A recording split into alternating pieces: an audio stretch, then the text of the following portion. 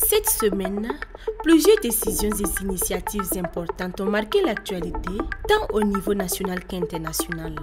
Des avancées dans l'énergie et la justice au Burkina Faso, en passant par des mesures de coopération régionale, voici ce qu'il faut retenir. Le Burkina Faso fait un grand pas en avant dans le domaine de l'énergie avec l'inauguration du dépôt d'hydrocarbures de Péni.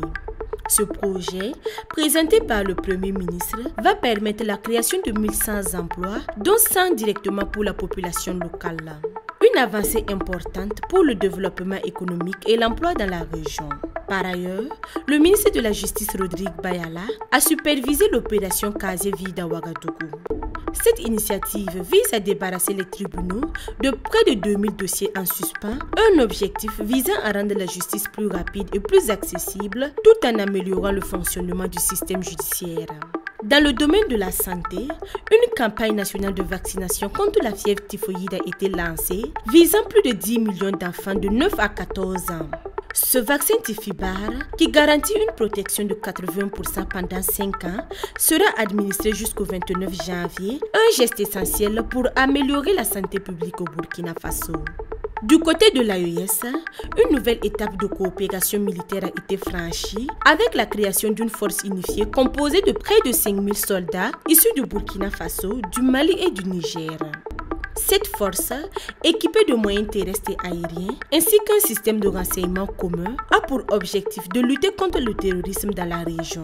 De plus, à partir du 29 janvier 2025, les nouveaux passeports de la Confédération des États du Sahel AES seront mis en circulation.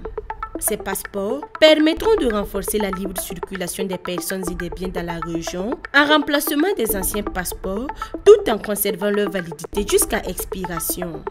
Le Ghana a également renforcé ses liens avec l'AES en nommant Larry Bevlo Larté, ancien coordonnateur de la sécurité nationale, en tant qu'envoyé spécial. Cette nomination vise à renforcer la coopération régionale face aux défis sécuritaires croissants. Sur la scène internationale, le président camerounais Paul Biya a annoncé sa candidature pour un nouveau mandat en 2025. À 92 ans, Biya continue de dominer la scène politique camerounaise depuis 1982, une décision qui a ravivé les débats sur la longévité de son pouvoir. Aux États-Unis, Donald Trump a prêté serment pour un second mandat en tant que président. Dans son discours, il a réaffirmé ses priorités économiques, notamment sa politique énergétique, ainsi que son projet d'expansion territoriale, notamment le canal de Panama et l'exploration de Mars. Des réformes importantes, des initiatives militaires et des annonces politiques ont marqué cette semaine. Ces décisions auront sans doute un impact durable à la fois sur le plan national et régional dans les mois à